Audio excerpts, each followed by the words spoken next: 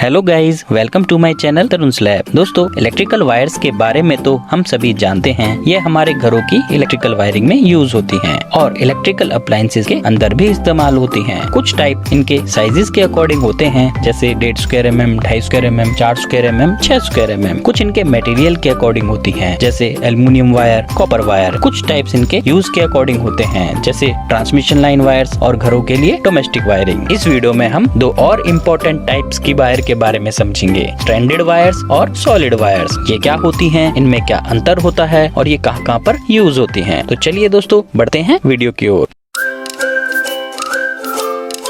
ये एक stranded wire है, इसमें ये कंडक्टर हैं। ऐसे कई सारे कंडक्टर्स मिलकर स्ट्रैंडेड वायर बनाते हैं। वहीं जो सॉलिड वायर्स होती हैं, उनमें एक ही मोटा कंडक्टर यूज होता है। तो दोस्तों, ये इन दोनों वायर्स में दिखने वाला एक मेन डिफरेंस है, जिससे आसानी से पता चल जाता है कि कौन सी स्ट्रैंडेड वायर है और कौन सी सॉलिड वायर्स हैं। अब हम समझते हैं कि इनको ऐसा अलग अलग क्यों बनाया जाता है। गाइस, स्ट्रैंडेड वायर में अलग अलग कंडक्टर होने की वजह से इसमें काफी फ्लेक्सिबिलिटी रहती है। इसको हम आपस में आसानी से ट्विस्ट कर पाते हैं और यदि नट बोल्ट में वायर को कनेक्ट करना पड़ता है, वहाँ पर स्ट्रैंडेड वायर आसानी से टाइट हो जाती है। दूसरी तरफ सॉलिड वायर्स की फ्लेक्सिबिलिटी ज्यादा नहीं होती, वो थोड़ा सा ट्विस्ट करने से ब्रेक हो सकती है और उनसे किए हुए कनेक्शंस भी लूज पड़ सकते हैं, जिसकी वजह से स्पार्किंग हो सकती है और कनेक्शंस पॉइंट खराब हो सकते हैं। दूसरा डिफरेंस समझने के लिए हमें एक इफेक्ट के बारे में जानना होगा, जिसे कहते हैं स्किन इफेक्ट। जिस तरह से हमारे शरीर के सबसे बाहरी पार्ट को स्किन बोला जाता है, उसी तरह कंडक्टर के आउटर सरफेस को स्किन बोला गया है। जब करंट कंडक्टर के सेंटर में से ना फ्लो होकर उसके आउटर सरफेस या स्किन पर फ्लो होता है, तो इसे स्किन इफेक्ट बोलते हैं। मान लेते हैं यह एक कंडक्टर है और इसमें आई करंट फ्लो हो रहा है। गाइस, माइकल फैराडे एक फेमस साइंटिस्ट, जिन्होंने बताया जब करंट किसी कंडक्टर में से फ्लो होता है तो उसके चारों ओर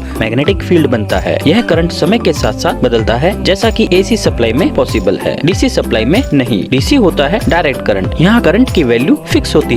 जब मैग्नेटिक फील्ड बनता है तो इसके चारों ओर एक करंट बन जाता है, जिसे एडी करंट बोलते हैं। एडी करंट के बारे में डिटेल में वीडियो लेकर आऊंगा, नहीं तो ये वीडियो काफी लंबा हो जाएगा। अभी के लिए आप इतना समझ सकते हैं। यह एडी करंट कंडक्टर में से पास हो रही करंट को सेंटर से आउटर सरफेस की तरफ धकेलता है और ज्यादातर करंट कंडक्टर के सरफेस पर फ्लो होने लगता है। स्किन इफेक्ट की वजह से करंट कंडक्टर में से यूनिफॉर्मली पास नहीं हो पाता, जिससे वायर्स की करंट कैरिंग कैपेसिटी कम हो जाती है और इस वजह से कंडक्टर का आउटर सरफेस हीट होता है और पावर लॉस करता है। गाइस, स्टैंडर्ड वायर में कई सारे कंडक्टर यूज होते हैं, तो करंट सभी कंडक्टर में से पास होती है, जिसकी वजह से करंट यूनिफॉर्मली पास हो पाता है और हीटिंग कम होने की वजह से पावर लॉस भी कम होता है। स्टैंडर्ड वायर का एक उदाहरण है ACSR कंडक्टर्स। ACSR होता है एल्युमिनियम कंडक्टर स्टील रीइंफोर्स्ड। ये कंडक्टर्स ट्रांसमिशन लाइंस और डिस्ट्रीब्यूशन में यूज होते हैं। इनमें सेंटर में स्टील होती है जो इसे मजबूती देती है और ऊपर एल्युमिनियम कंडक्टर की लेयर्स होती हैं। तो यहाँ से हमें एक बात यह समझ में आती है कि हायर फ्रीक्वेंसीज पर स्टैंडर्ड वायर्स में नंबर ऑफ कंडक्टर्स बढ़ा दिए जाते हैं, जिससे स्किन इफेक्ट का असर कम हो जाए। सॉलिड वायर्स में सिंगल कंडक्टर होने के कारण स्किन इफेक्ट काफी ज्यादा होता है, इसलिए इन्हें ट्रांसमिशन और डिस्ट्रीब्यूशन में यूज नहीं किया जाता। गाइस, लेकिन सॉलिड वायर्स के कुछ एडवांटेजेस भी हैं। सॉलिड वायर्स रग्ड और लेस फ्लेक्सिबल होने के कारण इन्हें वाइब्रेशन या कंपन से कम फर्क पड़ता है, इसलिए इन्हें वहाँ पर इस्तेमाल किया जाता है जहाँ वाइब्रेशन अधिक रहता है। दूसरा, सॉलिड वायर्स में कोरोजन कम होता है, क्योंकि इसका सरफेस एरिया स्टैंडर्ड वायर से कम रहता है। आप लोगों ने ध्यान दिया होगा, जब हम घरों में यूज होने वाली स्टैंडर्ड वायर्स का इंसुलेशन हटाते हैं तो चांसेस होते हैं कि वायर्स के कुछ कंडक्टर्स कट जाएं। वहीं सॉलिड वायर्स का इंसुलेशन आसानी से हट जाता है, जिससे कंडक्टर डैमेज नहीं होता। गाइस, उम्मीद है आपको स्टैंडर्ड वायर्स और सॉलिड वायर्स के बारे में दी गई जानकारी पसंद आई होगी। यदि आपको इस वीडियो से रिलेटेड कोई डाउट या सुझाव है तो मुझे कमेंट करके बता सकते हैं। वीडियो अगर अच्छा लगा है तो लाइक शेयर करें। चैनल पर नए हैं तो चैनल को सब्सक्राइब कर बेल आइकन को प्रेस करना ना भूलें। मिलते हैं आपसे नेक्स्ट वीडियो में।